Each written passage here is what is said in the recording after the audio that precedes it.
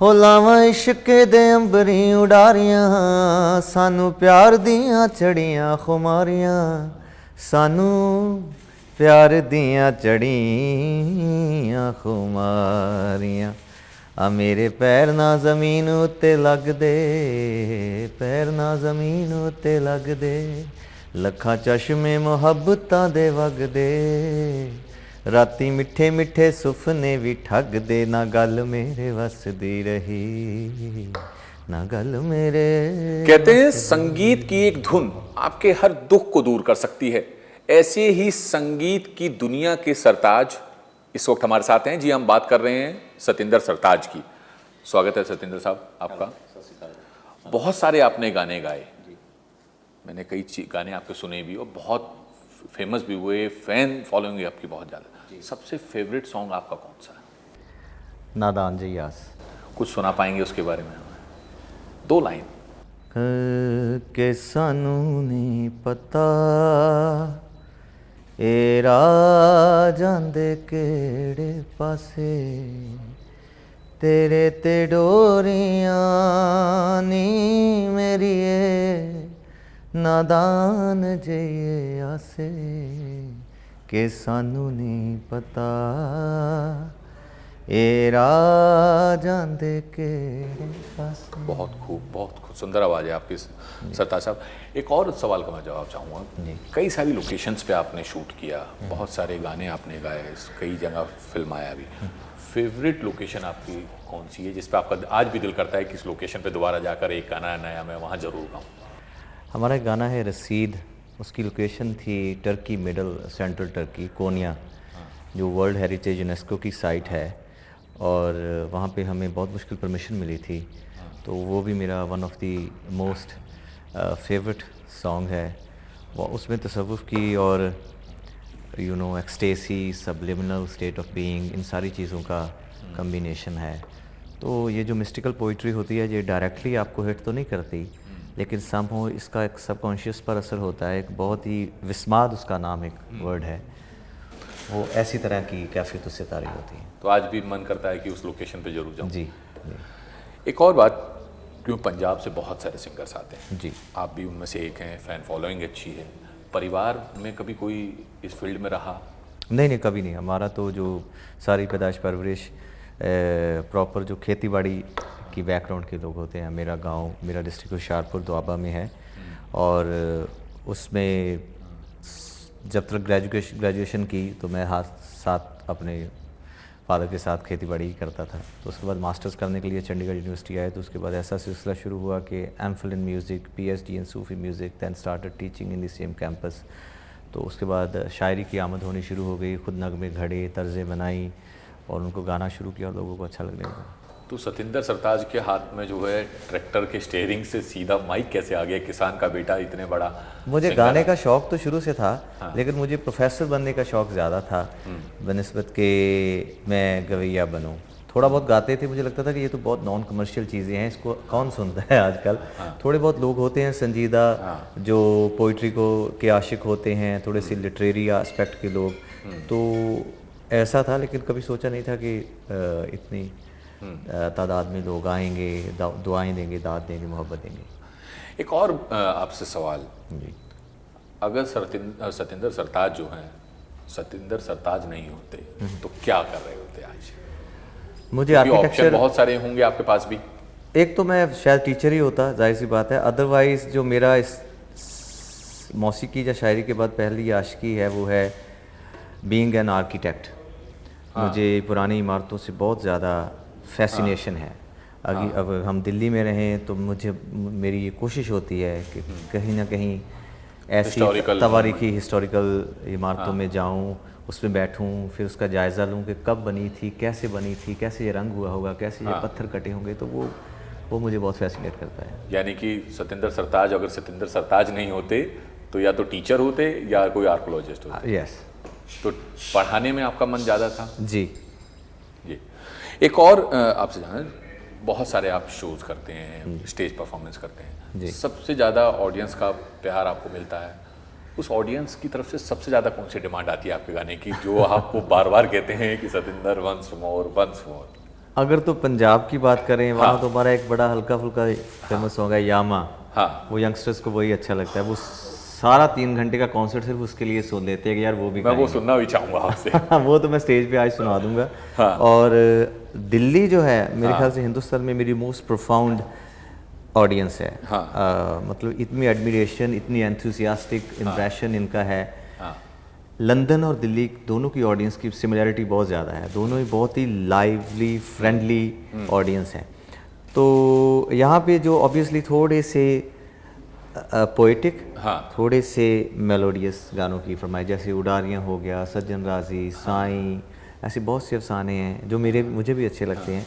लेकिन मेरी पर्सनल कोशिश या ख्वाहिश यही रहती है ज़्यादातर कि मैं लाइव कॉन्सर्ट में कम से कम वो अफसाने तर्ज़े गाऊं जो मैंने कभी रिकॉर्ड नहीं की, कभी गाई नहीं, कभी कहीं को सुनाई नहीं। लेकिन वही आपके फैंस जो है इस वक्त आपको टीवी पे भी देख रहे हैं, जी। तो 2 लाइन बनती है प्लीज, किसी की भी?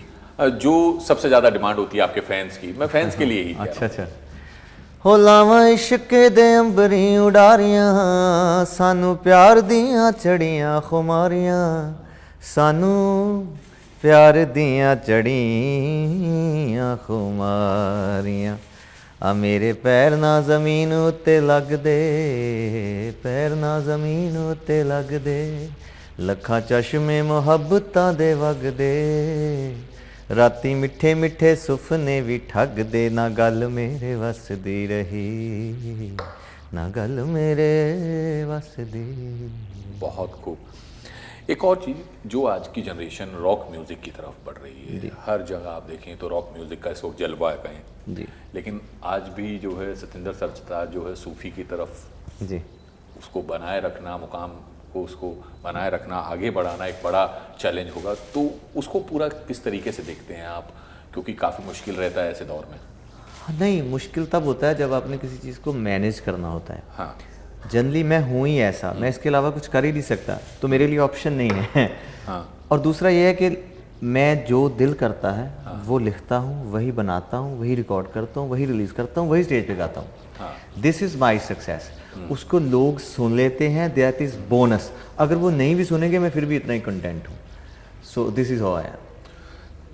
लेकिन एक मैंने कहा ना कि रॉक म्यूज़िक की तरफ फिर भी बढ़ रहे हैं, तो उस ऑडियंस को सूफ़ी समझाना ये भी तो एक चैलेंज। नहीं, मैं कोशिश में करता हूँ, जितनी भी मेरी पोइट्री है वो अनफॉर्चुनेटली बहुत थोड़ी सी टफ है, लिटरेरी है। मैं उसको फॉर्चुनेटली भी कह सकता हूँ, अनफॉर्चुनेटली भी कह सकता हूँ, वट एवर सूट्स। लेकिन मैं जब स्टेज पे होता हूँ वो मेरा फोर्टे है। I am a stage performer first, after that कुछ भी आप कहो कि आप गवैये हो, आप एक्टर हो, आप राइटर हो, कुछ भी हो। तो जब मैं स्टेज पे होता हूँ तो मुझे जैसे ना साइकोलॉजिकली पता चल जाता है कि इस वर्ड की इनको समझ नहीं आई, नहीं। तो मैं एक्सप्लेन कर देता हूँ रुक के, क्योंकि वहाँ कौन सी रिकॉर्डिंग है, वहाँ कौन सा कुछ ऐसा चल रहा है। तो लोगों को जो कनेक्शन है ना between artist and the audience in the live concert, that is the major and the main and the most necessary aspect of it. तो वो जब हम ग्लोबली परफॉर्म करते हैं, आपको पता है कि पंजाबी डायस्पोरा कितना वेस्ट में रहता है, कनाडा में बहुत ज़्यादा है, यूनाइटेड किंगडम में बहुत ज़्यादा है, यूरोप अभी हम ऑस्ट्रेलिया न्यूजीलैंड शो करके आए, अभी दुबई लास्ट कॉन्सर्ट था रिजुविनेशन टूर का। हमने प्लैनेट पंजाब जो थ्रू आउट ग्लोब पे रहता है उसका टूर किया है, उसका नाम था रिजुविनेशन टूर, बिकॉज कोविड के बाद अब खुले थे ऑडिटोरियम्स। तो वहाँ जितने मुझे लगता है कि 100 के करीब हमने कॉन्सर्ट किया होगा ग्लोबली। हर एक कॉन्सर्ट का फर्स्ट सॉन्ग जो होता था वो unrecorded, unsung, unreleased version song होता था जो किसी ने कभी सुना नहीं। समटाइम्स मेरे म्यूजिशियंस ने भी नहीं सुना होता था। उनको मैंने बोला कि अच्छा देवगंधारी बना दो, उसको बोलना कि खैरवा लगा लो, स्टार्ट सरप्राइज। तो ये मेरी फितरत है, मैं ऐसा करके मुझे एनर्जी मिलती है, खुश होता हूँ। और फिर मैं लोगों को जोड़ने की कोशिश करता हूँ कि अच्छा ये आसान सी लाइन है, आप गाओगे साथ, तो ये थोड़ी बहुत ही कनेक्टिविटी है, तो जिससे मेरे ख्याल से मैनेज हो जाता है। पर्दे पे तो आपको आपके फैंस देखते हैं, स्टेज पे भी देखते हैं, एक पर्दे के पीछे का भी सतिंदर सरताज है, उसको जानने की बड़ी दिलचस्पी आपके फैंस में। दिन कहाँ से शुरू होता है, पूरा दिन क्या करते हैं सतिंदर सरताज जिस दिन खासतौर पर कोई शो ना हो, कोई परफॉर्मेंस ना हो आपकी, और दिन की शुरुआत से लेकर अंत तक आपके फैंस जानना चाहिए कि क्या करते हैं? मुझे जैसे मैंने आपको बताया कि आर्किटेक्ट में बहुत शौक है, तो हमारा कहीं ना कहीं कुछ ना कुछ चल रहा होता है कि कभी फार्म हाउस की कंस्ट्रक्शन चल रही है, अगर कुछ नहीं है तो घर में रेनोवेशन कर लेता हूँ, रंग चेंज कर देता हूँ, खिड़कियाँ बदल देता हूँ। ये मेरे सबसे फेवरेट काम है। घर में अगर वर्कर्स लगे हुए हैं ना काम वाले, तो मैं उनके साथ बैठ जाता हूँ, देखता हूँ कैसे कर रहे हैं, कैसे वो रंदा चला रहा है, कैसे। तो टिपिकल पंजाबी मुंडा। टिपिकल, हाँ, तो वो मुझे अच्छा लगता है। और परिवार को भी, सबको, हाँ। कि इतना बड़ा फेमस सिंगर है मेरा बेटा। अच्छा, एक और चीज़, क्योंकि इतने बड़े फेमस सिंगर हैं, लोग सुनते हैं, फैन फॉलोइंग है आपकी इतनी बड़ी, फैंस ये जानना चाहते हैं कि सतिंदर सरताज आखिर है क्या? क्योंकि परिवार को भी अच्छा ही लगता हो, जाहिर सी बात। तो परिवार आज आपको इस मुकाम पर देख के कितना खुश होता है, और फैंस के बारे में भी आपसे जानना चाहेंगे, आपकी फ़ैन फॉलोइंग के बारे में। वो ज़्यादातर जो हमारे एडमायरर्स हैं, मैं फैंस के हाँ। अलावा एडमायरर्स ज़्यादा इस्तेमाल करता हूँ। हाँ। वो थोड़ा इक्वल सरफेस पे आ जाता है। आपको मोहब्बत करने वाले जो लोग हैं, उनको हमारे बारे में तकरीबन पता ही है कि मैं कहाँ पढ़ा हूँ, क्या करता हूँ, कहाँ रहता हूँ, क्या गाता हूँ, क्या लिखता हूँ, कैसे जाता हूँ, एवरीथिंग ऑलमोस्ट। तो ऑब्वियसली मेरे जो माँ बाप हैं, वो तो जाहिर सी बात है इस बात से बहुत खुश हैं, सुकूनियत में हैं कि हमारे बेटे ने कोई अच्छा काम किया है। उसको सुनने के लिए इतने लोग आते हैं, दुआएं देते हैं, तस्वीरें बना के लाते हैं, शायरी लिख के लाते हैं, कुछ ऐसा। मतलब जब अभी हमारा लुधियाना शो हो, तो आप मानेंगे नहीं कि जैसलमेर से, यहाँ गुड़गांव से, हांसी से, जम्मू से टिकट लेके लोग ऐसे आते हैं। तो मैं उनका देनदार हूँ। मेरी ये 100% 200% कोशिश होती है कि ये लोग इतनी दूर से जो आए हैं, उनको मैं खुश करके भेजूँ। एक और बात, अगर पंजाबियों की बात हो तो भंगड़े की बात ज़रूर आती है जी। और ढोल की बात। सतिंदर सरताज का फेवरेट इंस्ट्रूमेंट कौन सा है जो सबसे ज़्यादा पसंद है? रिदम सेक्शन में जब आप भी आज भी देखेंगे कि जो मेरी जो लेफ़्ट साइड पे है, जो सारा रिदम है, मेरा सारा फोकस उधर रहता है, क्योंकि मेरे लिए रिदम पैटर्न बहुत अहम है। ढोल ऑब्वियसली मैं बजाता रहा हूँ, क्योंकि मैं भंगड़ा प्लेयर रहा हूँ, सिखाता रहा हूँ। इंटरनेशनल फेस्टिवल में मुझे बेस्ट डांसर का अवार्ड मिला था दुबई में, बहुत अर्से पहले। तो उसी की बिना पे मैंने एक साज़ क्रिएट किया है, इन्वेंट किया है, उसका नाम है साज़ सरताज। वो रिदम इंस्ट्रूमेंट है। तो जब कोई चीज़ मैंने उनको बतानी होती है कि ऐसे नहीं, ऐसे, यहाँ तोड़ा, यहाँ तिरकट, यहाँ लगा, यहाँ, तो मैं खुद बजाता हूँ। तो वो मेरा एक साज़ है जिसको साज़ सरताज कहते हैं, वो मुझे बहुत अजीज़ है। पत्नी है आपके घर में, जाहिर सी बात है कि हिंदुस्तानी तो आप हैं ही, तो रूठना मनाना भी लगा रहता होगा। जी जी। तो महफिल सरताज की कुछ धुनें वहाँ पे भी बजती हैं जब रूठना मनाना होता है उनका। तो हाँ, वो तो एक बहुत ही, देखिए जितने भी ह्यूमैनिटेरियन एस्पेक्ट्स होते हैं वो सब में होते हैं। अगर आप शाहरुख साहब की बात करेंगे, अगर आप खान साहब की बात करेंगे, दुनिया के किसी भी इंसान हर की जगह बात करेंगे, तो वो फितरत है ह्यूमैनिटी की, वो होनी ही चाहिए। इसी से आप पत्नी को कैसे मनाते हैं, रूठी हुई पत्नी को? जैसे मुझे गुनगुना कर या फिर उनके कुछ काम करके, मुझे या सरप्राइज गिफ्ट है? मुझे सफाई करना बहुत पसंद है। हाँ। खाना नहीं मुझे बनाना आता। ओके। सिर्फ मैं चाय बना सकता हूँ, मेरी जैसी चाय कोई नहीं बना सकता, इतना मैं दावा करता तो हूँ। पत्नी को पसंद है वो चाय? जी बिल्कुल। तो सीधा जो है, जैसी रूठती हैं तो चाय की प्याली उनके सामने। अच्छा, एक और भी आपसे चीज़ जानना चाहेंगे, क्योंकि पत्नी है, एक परिवार है आपका। आपकी पत्नी को जो है कौन सा गाना जो है सबसे ज़्यादा पसंद है आपका? जब भी आप गुनगुनाए तो वो ज़रूर सुनती हैं कि यार ये मेरा फेवरेट है। देखो, घर वालों को तकरीबन आपके सारे गाने अच्छे ही लगते थे, जाहिर सी बात है। मैंने कभी नहीं देखा ये कि उनको क्या पसंद है, क्योंकि अपने लोग होते हैं, क्योंकि अपने तो अपने ही होते हैं। वो जो भी करते हैं वो अच्छा ही लगता है, तो उनको मेरे सारे गाने अच्छे ही लगते हैं। फिर भी कोई एक चॉइस तो ज़रूर होगी, मेरे ख्याल बोलती से होंगी कि सतिंदर ये मुझे बहुत पसंद है। जनरली हमारी, क्योंकि फैमिली बैकग्राउंड बहुत रिलीजियस है, तो मेरे ख्याल से साईं जो मेरा गाना है ना, वो हमारे सारे परिवार को बहुत अच्छा लगता है। इस मुकाम तक तो आप आ गए, आगे कितना क्या करना चाहते हैं? आपको लगता होगा कि एक मन में टीस होगी कि सतिंदर ये रह गया, जब आप अपने आप से कुछ बात जरूर करते होंगे, हर इंसान करता है कि ये कमी रह गई, ये मुझे इसको दूर करना है, या परिवार के लिए। नहीं, ऐसा मेरे कोई ख्वाब नहीं है। संगीत से साथ साथ मैं परिवार दोनों की बात कर रहा हूँ। हाँ, नहीं, मैं इन जनरल अपनी बात ही कर रहा हूँ। आपने शायद अब तक कितने लोगों से मिले हैं आप, मतलब 2-4 मिनट में आपको अंदाज़ा या जायज़ा हो जाता है कि ये इस तरह का इंसान है। मैं बहुत ही कंटेंट किस्म का इंसान हूँ। मेरे कोई ख्वाब नहीं है, मुझे कहीं पहुँचना नहीं है। मैं जहाँ पे हूँ खुश हूँ, सेटल्ड हूँ, इत्मीनान से हूँ, सुकून से हूँ। इसीलिए मुझे शायरी की आमद होती है। अगर मैं फाइनेंशियल डिसऑर्डरिंग में पढ़ूँगा तो मैं फ़नकार नहीं रहूँगा। नहीं, मेरा मतलब फाइनेंशियल से नहीं था, एक होता है कि मुझे जो है इस जगह पर ये मुकाम हासिल मेरा एक ज़रूर है कि क्योंकि मैं ज़ुबान पंजाबी का नुमाइंदा हूँ, मैं चाहता हूँ कि तमाम दुनिया, चाहे वो जापानीज़ हैं, चाहे वो मैक्सिकन हैं, चाहे वो फ्रेंच हैं, वो मेरी शायरी को समझें। इसलिए आपने शायद देखा होगा कि तमाम आज तक हमने जितने गाने ऑफिशियली रिलीज़ किए हैं, उनकी ट्रांसलेशन उनके साथ होती है। अभी इसके बाद शायद 1 या 2 महीने के बाद मेरा एक प्रोजेक्ट है, जिसमें मैंने उर्दू शायरी की है, उसको गाया नहीं है, उसको सिर्फ रिसाइट किया है।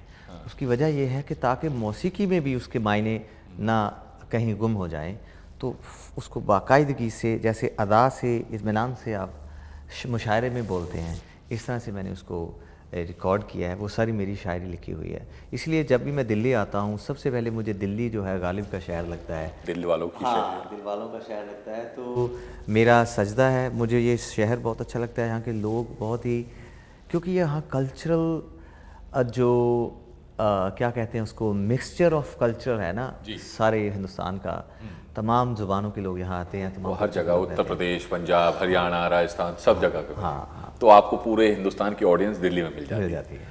एक और चीज़, क्योंकि पंजाबी इंडस्ट्री बहुत बड़ी है और लगातार ग्रोथ कर रही है, ऐसे में अपने आप को स्टेब्लिश रखना, अपने मुकाम को और आगे बढ़ाना चैलेंजिंग रहा होगा ये पूरा पहले दिन से? और पहले लोग कहा करते थे कि यार आप क्या अच्छे भले हो, भंगड़ा डाल लेते हो, खड़े होकर क्यों नहीं गाते। लेकिन जैसे मैंने आपको कहा कि मैं अपनी सक्सेस इस बात को मानता हूँ कि मेरा जो दिल करता है मैं वो करता हूँ। मैं अपनी सक्सेस इस बात को नहीं मानता कि आपका गाना हिट हो गया और यूट्यूब पे इतने सारे बिलियन व्यूज़ हो गए और लोगों ने आपको सराह दिया। वो ठीक है, वो बोनस है, वो हो तो बहुत अच्छी बात है। लेकिन मेरी जो अपनी प्रॉस्पेक्ट ऑफ सक्सेस है वो ये है कि यार शायराना कितना पेचीदा लिख लेते हो, उसको ठीक नहीं करते, उसको आसान नहीं करते, ऐसे रिकॉर्ड कर देते हो, ऐसे गा देते हो। तो इसलिए जैसे मैंने आपको कि मैं कभी कोशिश नहीं करता कि मैंने ये चीज़ मैनेज करनी है, कि अपने स्टेबल रहना है, कि आपने अच्छा बने रहना है, क्या कहते हैं उसको, मार्केट में या कुछ ऐसा मेरे पर कोई प्रेशर नहीं है। मेरा गाना है कि असी छड्डता है जितना ते हारना, ते फिजूल विच सोचना विचारना, मुड़ लै लियां ने खुद मुख्तारियां, जिथे चित करूँ उत्थे दिल वारना। तो यानी कि सतिंदर सरताज ने गाना गाना है, स्टेज परफॉर्मेंस करनी है और फैंस ने वहाँ पर आना है। नहीं, वो आ जाते हैं, ये उनकी वो तो कृपा है। एक और बात, पंजाबी इंडस्ट्री में आजकल देखा जा रहा है, चाहे वो सिंगर्स हों, खासतौर पर अगर सिंगर्स की बात करें तो सिंगिंग के साथ साथ अब एक्टिंग की तरफ भी वो लोग जा रहे हैं, खासतौर पर बॉलीवुड की तरफ जी। तो सतिंदर सरताज जो है फैंस को नाराज कर रहे हैं इस मामले में? नहीं कर रहे। हमने 3 फिल्में कर रखी हैं। लेकिन फिल्में मेरा फोटे नहीं है। फिल्में बनाना मैं एंजॉय नहीं करता, क्योंकि फिल्म मेकिंग का जो प्रोसीजर है ना, वो बहुत ही लंबा और पैथेटिक है मेरे लिए। कि आप 1 साल लगता है 1-2.5 घंटे की फिल्म बनने को, और फ्राइडे पहले शो पे हो सकता है कि लोग कहें यार बात नहीं बनी, अच्छा नहीं है। तो मुझे मोस्ट ट्रिकीएस्ट बिजनेस है जिसमें इतनी ज़्यादा एनर्जी और कंजम्पशन ऑफ टाइम है, लेकिन उसके हो सकता है कि वो बहुत बड़ा काम कर जाए और तमाम दुनिया उसको देखे, वो अच्छी बात है जब, लेकिन बहुत कम ऐसा होता है। हमने एक फ़िल्म की थी द ब्लैक प्रिंस, वो हॉलीवुड की फ़िल्म थी, उसमें मैंने लीड किया था। It was a biopic of Maharaja Duleep Singh, you know the youngest son of Sher Punjab महाराजा रणजीत सिंह, शायद आपने कहीं देखी होगी। तो उसमें मेरे 5 साल गए, क्योंकि वो विक्टोरियन एक्सेंट की 18th एरा की ब्रिटिश विक्टोरियन इंग्लिश आपने पोर्ट्रे करनी थी, डायलॉग ऑन द सेट बोलने होते थे, उसके लिए एक्टिंग सीखना, उसके लिए सारा कुछ, वो बॉडी स्ट्रक्चर सारा करना। उसके बाद लोगों ने आप पंजाबी आर्टिस्ट हैं, आप पंजाबी नहीं, तो उस प्रेशर में मुझे एक पंजाबी फिल्म की मैंने, एक कॉमिक के, उसके बाद वो कर ली तो लोगों को लगा यार आप तो अच्छे एक्टर हो, बहुत अच्छा करते हो, ये भी करो ये भी करो। फिर 2-4 ऑफ़र आई, मैंने कहा यार नहीं, फिर एक करनी पड़ी, क्योंकि जिन्होंने फ़ोन किया वो मेरे बहुत अजीज़ थे, डायरेक्टर भी अच्छे थे, स्टोरी भी जाहिर सी बात है बहुत अच्छी थी। वो उसका नाम है कली जोटा, वो अभी फरवरी में रिलीज़ होगी।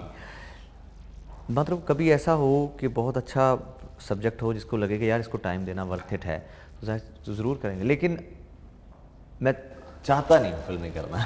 क्यों ऐसा तो नहीं कि सतिंदर सरताज जो हैं बुरे एक्टर हों बजाय एक सिंगर तो खैर बहुत ही अच्छे हैं। लोग कहते हैं कि आप अच्छे हैं, मतलब जितनी मुझे 4 डेब्यू अवार्ड मिले थे इंग्लिश फिल्म में, शिकागो में, लंदन में, केन्स फिल्म फेस्टिवल में हमारा वो स्क्रीनिंग हुई थी।